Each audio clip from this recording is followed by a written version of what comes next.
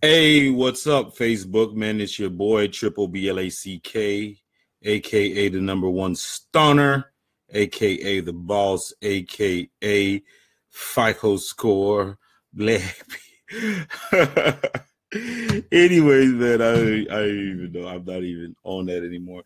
But man, shout out to everybody on Facebook, man. Also on YouTube. I'm gonna be on YouTube. This video is gonna be on YouTube, man. But IG, everything, man, is basic credit basics, man. That's who gave me a shout out, man. Shout out to T Curry. Just seen that he hit the like button, man. Make sure you guys hitting the like button. Give him some free game, get some free game. And I want to preface this. This is not any advice. This is just what I know. This is where you can find on the internet. If you have any time, just go on there and find on the internet. I'm not going to give you any information that's not out there. This is just free game that I'm giving to you. But one of the questions that, a lot of young people ask a lot is, man, I have no credit or I have bad credit. The basic credit question, what do I do? There's a lot of different things that you can do, especially if you're just starting out and you have no credit and you want to get established. First of all, you want to know what's important, because everybody, thinks, it's just a credit score, just a credit score. But the credit score actually comprises of a lot of different things. The most important, and I'm going to keep it very simple, is pay your bills. Pay your bills on time. That's what you want to do. Pay your bills on time, whether it be student loans, whether it be your credit card, whether it be your car payment, anything there is a trail or a payment history, you want to pay it on time. You know what? I'm 37 years old. That was a hard lesson I've learned. I've learned a lot of it just being in the financial industry. But you want to pay your bills on time. There's a lot of different myths out there about credit, man. And you know what? The information is out there. You can just go and get it. And, there's, credit repair companies. There's credit, there's debt consolidation companies or credit consolidation companies, all that stuff. But keep it very simple and pay your bills. First thing I want to get into, man, is trade lines. A lot of people don't understand that part of the game. And, if you're starting out and you are a young person and you're starting out, the first thing that you want to do is you want to establish some type of trade line. When I say trade line, there's two different ones I'm talking about. I'm talking about revolving trade line, which is like a credit card, a line of credit, something with an open-ended balance, that it goes up and down, and you want to pay that off. The other thing, trade line I'm talking about, is an installment loan, something with a fixed payment or some type of that records some type of payment history, like, a car loan, student loans, mortgage, those type of things. One of the biggest myths is like you have to have credit, or, you have to have credit to get credit. That's not necessarily true. But you have to start somewhere. There's a lot of different companies that will give people an opportunity to establish credit. And and like, again, and I'm going to keep saying this over here, pay your bills. Pay your bills and avoid paying any type of penalty or interest. One of the easiest ways for a person that's just starting out that has no trade lines is to get some type of secure revolving line of credit.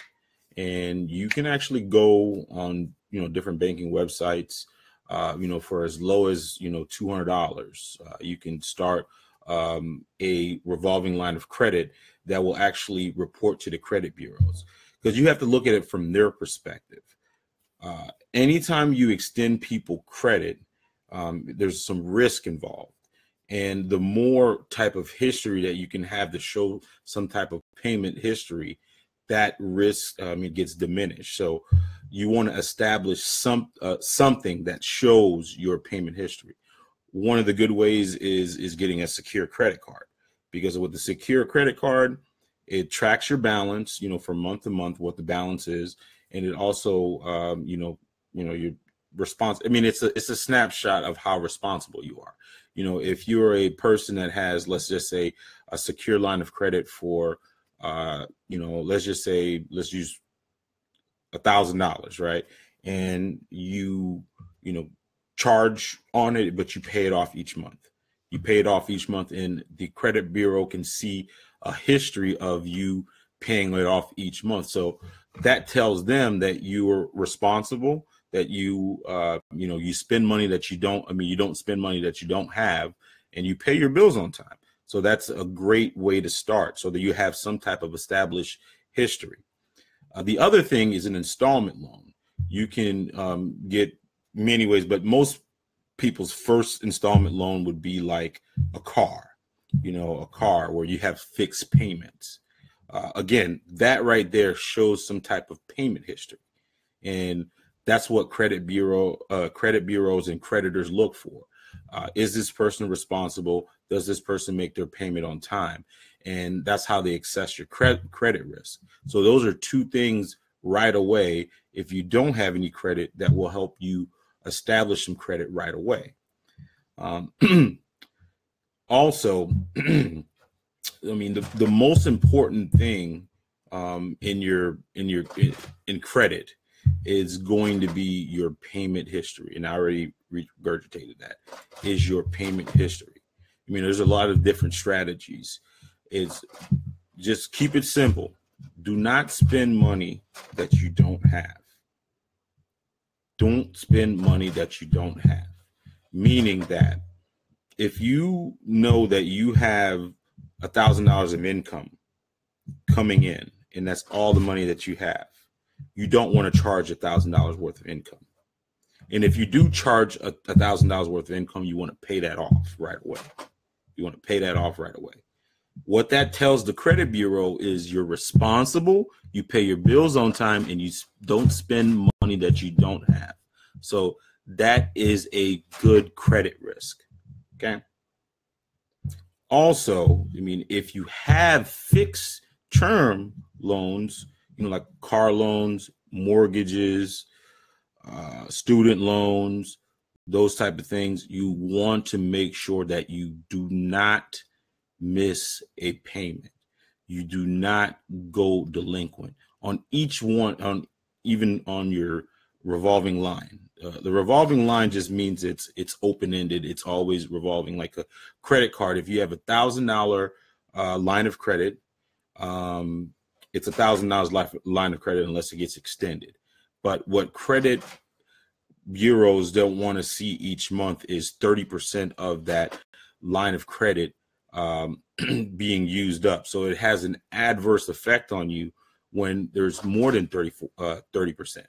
Now that's, the people with the real high credit scores, though, when it gets reported to the credit bureau, it's usually under 30%, but most people it's under 0. They're very, emphatic in that. When you have a credit card, right, you have a grace period. It depends on what credit card. It's usually like 25 days grace period. So if you charge anything that you charge in that 25 days, long as you pay it off and there's no balance that's being carried over to the other statement cycle, that will report 0 to the credit bureau. Now, if you have existing lines of credit or existing credit cards, you want to make sure that when your payment cycle is and when the stuff gets reported to the credit bureau, because that's very critical. A lot of people get discouraged. They'll look at their credit one day and it's like 700, and then they'll look at it another day, it's like 650, because how much you owe is very important. How much you owe in proportion to what your available credit is. I'll give you an example. if you have $1,000 worth of available credit, right, and you owe zero on that, that's going to maximize your credit score. The more that you put on it, the more that you put on it, the lower your scores potentially be. But it usually doesn't really have that big of effect if it's under 30%. Now, if you take that credit line of 1,000 and you put $900 on that, and that gets reported to the credit bureau as being 90% usage, your credit usage for that month, that's going to have an adverse effect on your credit. So you keep it really simple. Make sure that you know what your payment cycle is, and make sure that no balances get carried over to different payment cycles. Not only will you maximize your credit, you will also save yourself a ton of money on interest. Because if you have those high, especially when people are starting out, they have those high interest credit cards, and if you look at the statements and stuff like that, there's a lot of different penalties that people pay on the balances. And I'll go. I mean, I'm just keeping basic right now, but there's a lot of credit traps that people fall into. Now you have different components of your credit. The most important, which is about 35% of the story, really, is your payment history. The next most important is how much you owe, the balances. That's why it's always good to pay off your credit cards, because it shows the credit card. I mean, it lowers your balance, especially if you have a credit card. Because if you have a $1,000 line of credit and you owe 900 of it, guess what? You owe 900. That's going to show the $900 balance to the credit bureau. Now, if you owe a car loan for a what looks bad is if you owe a car loan and there's interest on it every month, you're paying interest and you miss a payment. Let's just say you owe 10,000 now, because you missed the payment, and plus you have interest on top of that. Let's just say you owe 10,100. So your credit utilization is going to show over 100%, which is a bad thing, because you want to go over that. That's why you want to continuously pay your credit, your loan on time, and bring down that balance. The further you go and pay that balance, the better your credit's going to look. So if you have a $10,000 loan and you pay it on time for a year, now that loan is $8,000, and that's going to show the credit bureau not only your payment history is good, but your credit balances is going down too. So that's a very important thing to do. And what's also very important, which is the next biggest component of your overall credit score, is the length of credit. The length of credit. How long you've had the credit cards. That's like about 15% of the story. How much you owe is about 30%. Your payment history is about 35%, but the length of the credit, your credit, is the other 15%. That's very, very important right there. Man, you guys hit the like button, man. If you guys come through, hit the like button, definitely. But the length of it is, you get this question a lot, and I try not to answer. I mean, I answer it, but he's like, well, will it hurt me if I close this credit line, or if I close this credit card, or if I pay this credit card off and close it? The answer is not that simple. For instance, if you, have one credit card and you've had it for 10 years, right? And let's just say you have two credit cards. You had one for 10 years and then you had one for 8 years, and you decided you want to close the one for 10 years. That's probably going to hurt you, because what it's showing the credit bureau is like you had a seasoned line of credit for 10 years. Now, like, your longest line of credit now is 8 years. So that will hurt you. A lot of times I tell I tell people, if they have credit lines, if they are not using, if there's a zero balance, there's no annual fee, there's really no need to close it. There's really no need to close it unless it hurts your credit mix. That's the only reason that you would want to close it. The next biggest component is the credit mix, is the different type of credits that credit cards that you have. You know, the credit cards, your loans, your charge cards, those type of things. It's very important to have a well-balanced credit mix. You don't want to have too many, term loans. You don't want to have too many credit cards. You don't want to have too many charge accounts. Now, if you do have those things, you want to make sure that they don't have any balance on them, because that will negatively affect you.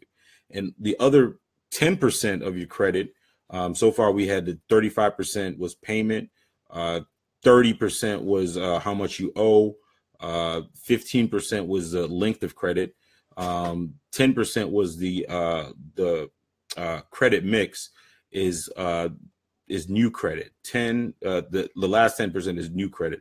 That's usually inquiries, applying for different things. Creditors don't want to see a person, just have if you're buying a car, right? And they look up your credit and they see that you have 5 credit cards you just opened in the last month or so. When it goes to underwriting, it's going to look like this person either just got out of a bankruptcy or just got, it throws up all kinds of red flags.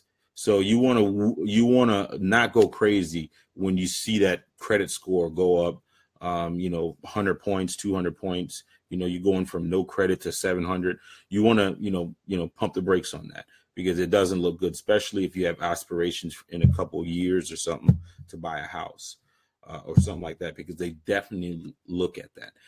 They definitely look at, the amount of inquiries, the amount of things that you apply, because, the raw score doesn't always tell the whole story.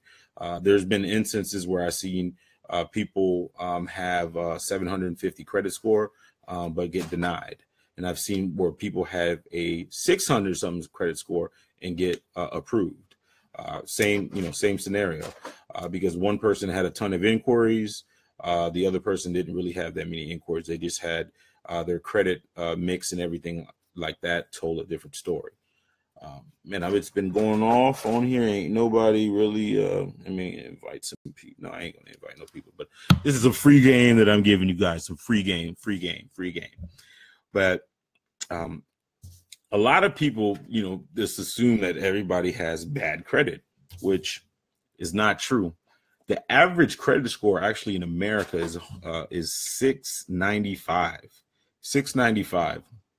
If you look at on average, what is considered a good score, that 21% of the people I'm looking at the statistics, is from 670 to 739. That's a good score, and 21% of people in America fall within that category. But if you take the whole average, it's about 695. And what's considered very good credit score is anywhere from 740 to 799. And I think about a large percentage, 21% of the people fall in that area also. Exceptional credit is 800 to 850. And only about 18%, which is a good number, fall into that category. Now, believe it or not, what is considered poor is 300 to 579, and actually the lowest percentage of people fall into that category. So most people have, not excellent credit, but fairly good credit. And, face it, you can't really live these days without some type of credit. But someone with okay credit falls around 580 to 669. And that's about 20% of the country, which is fair. And that's like middle of the road. That's not bad. That's not necessarily good, but that's just middle of the road. Man. Said a mouthful there, man, but make sure you guys hit the like button, man, especially if I'm giving y'all free game. Charge-offs, man, derogatory accounts. Just keep it simple, man. You want to avoid those like the plague. If you do have them, read some consumer rights, because those type of things. Those are the type of things that those credit repair companies take care of. Because I made a video before. You got to understand that where you live in America, they want you to spend. So if you look at consumer laws, they want you to get in debt and stuff like that. If you look at consumer laws, they're heavily skewed towards the consumer. The consumer has a lot of different protections. They have a lot of different protections. So you definitely wanted that. What is considered a derogatory is collections, medical bills, late payments on your student loan, store credit card charge-offs, your phone bill, anything that you just didn't pay and they charge off. What companies do is that, whenever, companies expect a certain amount of bad debt, and what they do is they take whatever that number is and they write it off. Basically, a lot of companies, like credit card companies, if you owe them $10,000 and you don't pay them, after 180 days, they're going to take that bad debt and they're going to write it off. What they're going to, make it a charge-off account. In addition to that, you're going to also probably receive a collection call, because they usually sell that debt to what is called to the debt collection agency, but I call them junk debt. What do they do is just they buy whole packages of debt and they try to collect on the debt. But it'll also be a collection. So don't be surprised if you see like Sprint charge off and then you see a collection from Sam Ho company that bought the debt that they're also collecting on it. So that's a double whammy. Late payments is a recent late payment or any type of late payment, especially on a credit card or a mortgage, is deadly. And sometimes you can see your credit score go 100 points. I mean, you can see 100 points, 50 points, depending on, how many different payments that you have. For instance, if you only have one credit card, one credit card, and you only have payment history on one credit card, and you pay that credit card late, that's going to, and then let's just say you have 10 payments, that's going to show that 90% of the time you were able to pay. That one payment, you could have made, a whole bunch of, you could have made 9 of those payments, but 90% of the time it shows that you're late. And creditors want to see 100% of the time. You know what? They'll let you slide if it's like 97, 98, but you don't want to see that. But they want to see 100% of the time. So that's why it has such a huge effect on your credit when you do pay late. Collection accounts, depending on what type of collections, like usually medical collections, don't really hurt your credit score, especially the old ones. Sometimes they do have, a negative effect on that, but sometimes it's minimal. The only thing that it tells a story, like it just shows responsibility. And depending on what you're trying to apply for, say for instance, you're trying to apply for a mortgage, and you have a collection, you have a bunch of collections. It doesn't necessarily disqualify you for a mortgage, because there's a bunch of ways to get around that, because there's letters of explanation and everything like that. But if you have a lot of unpaid old ones and stuff like that, it just shows the underwriter or whoever you're applying for that you might be a bad credit risk, because they look at the credit risk. Are you able to pay your bills, or do you pay your bills? Then that's the most important thing to them, is do you pay your bills? so that, but man, I didn't have any credit questions I was asking. I was just rambling on about different things.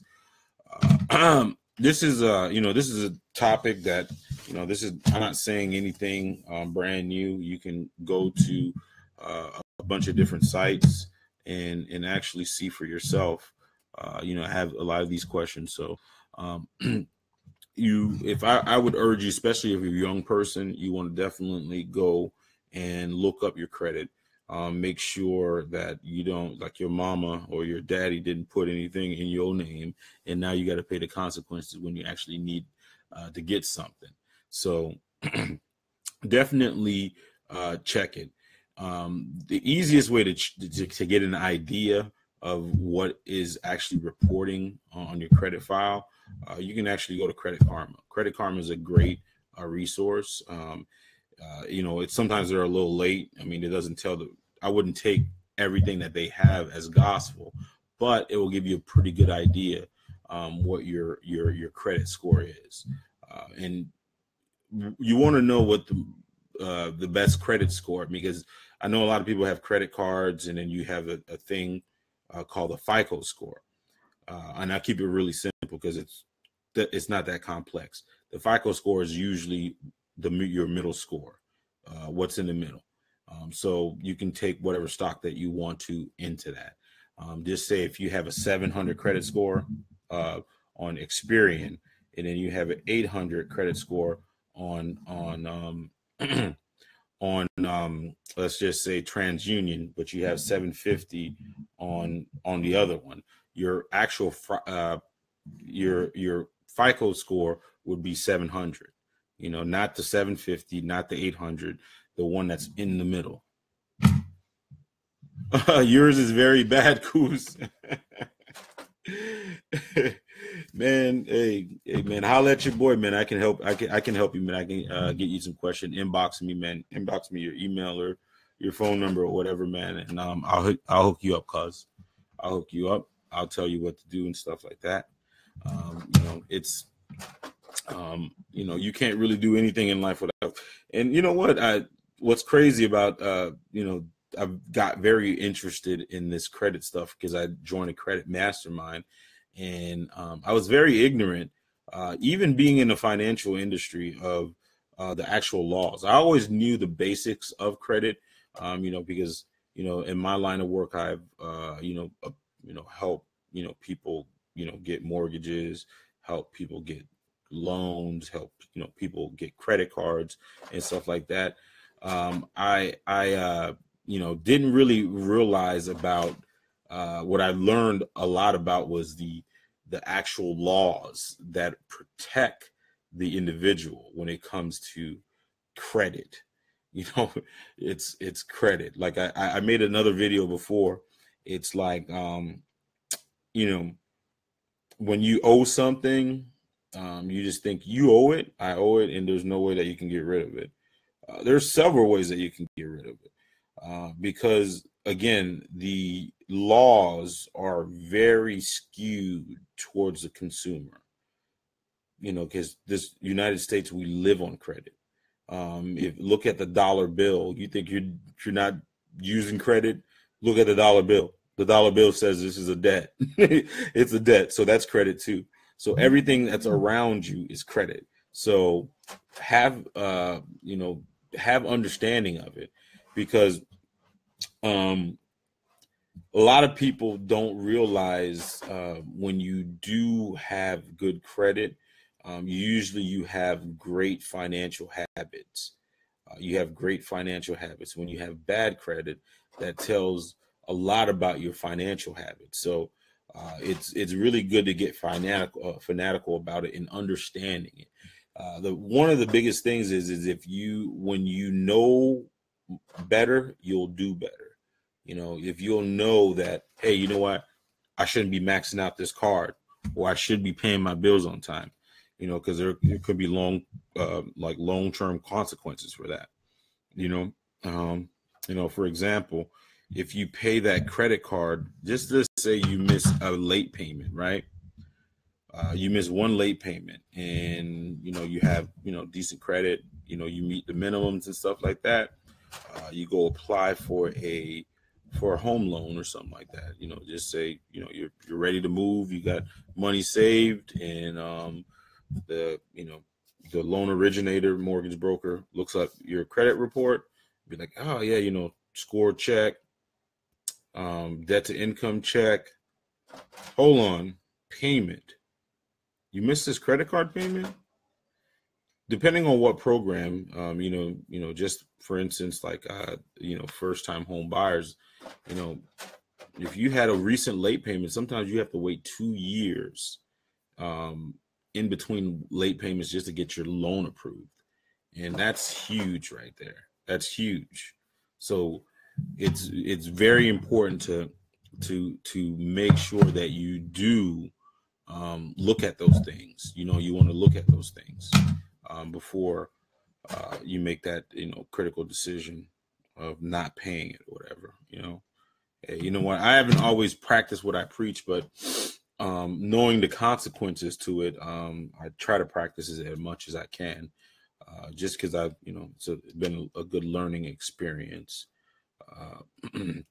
One other thing I want to talk about is the hard inquiries. That's another common question that people get. It's like, oh, I don't want to check my credit. I don't want to, there's a difference between a hard inquiry and a soft inquiry. And the hard inquiry is when you're applying for stuff. You're actually applying for credit. You're putting in an application. You're submitting things online. That is a hard inquiry. When you're applying to get some type of credit, that's a hard inquiry. A soft pull is, some things like Credit Karma. When you're just looking at, or you sign up for that dollar thing, and that doesn't have an adverse effect on your credit. But when you're actually applying for something, that has an adverse effect on your credit. So keep that in mind. Credit basics, man. Maybe I shouldn't have went to the world. I should have just went to my Facebook friends, because when I go to the world, a lot of people don't come through. But anyways, man, if you're watching this video another time, man, make sure you hit the like button, man. Also, hit me up if you have any additional questions at Johnson Marseille at gmail.com.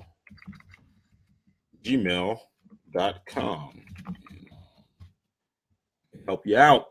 I'll let your boy.